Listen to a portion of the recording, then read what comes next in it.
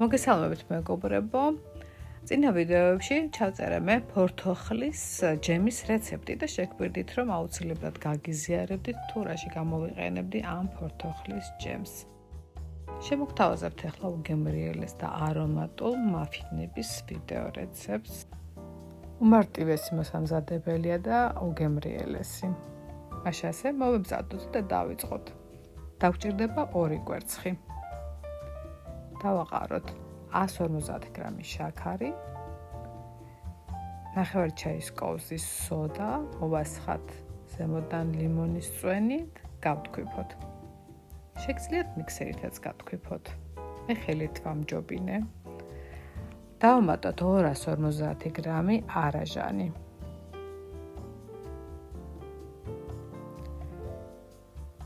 150 გრამი გამტნარი მცენარეული ცხიმი ან კარაქი.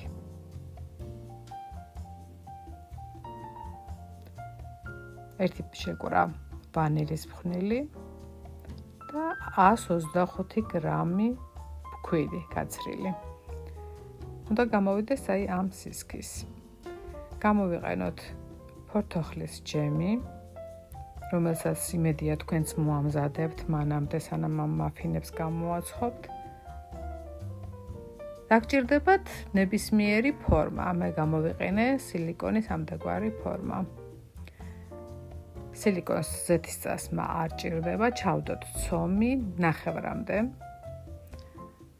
შუაში ჩავდოთ 1 ჩაის კოვზი ფორთოხლის ჯემი. და ზემოდანაც შევავსოთ ისევ ცომით. გადავასწოროთ ზედაპირი.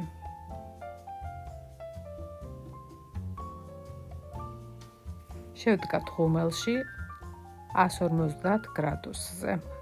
10 წუთში ამდაგვარად ამოფუმფულდება, ხოლო ნახევარ საათში მოებრაწება თავი, ხის ჭხირით მოსინჯოთ.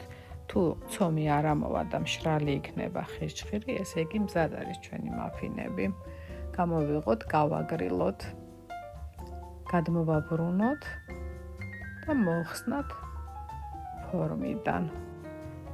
უფრო ნაკლები ცომი უნდა ჩამედო, რადგან გადმოვიდა ზემოდან და ცოტა ფორმა დაკარგა და ამიტომ შემოვაჭერი, რაც ზედმეტად გადმოსული იყო გვერდებიდან.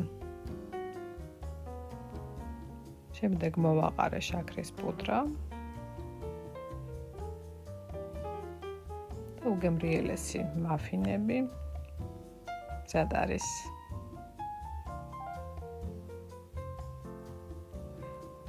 აუცილებლად მოამზადეთ, ძალიან გემრიელია, მერწმუნეთ და აუცილებლად გამოიწერეთ ჩემი სამზარეულო, მოიწონეთ და დამიკომენტარეთ, თუ როგორ მოგეწონათ ეს ვიდეო რეცეპტი. ასევე მომწერეთ, თუ რომელი ვიდეო რეცეპტი გინდათ, რომ ჩავწერო და გაგიზიაროთ. ველი თქვენს გამოხმაურებას, მადლობა ყურადღებისთვის, ნახვამდის. მომავალ გემრიელობებამდე.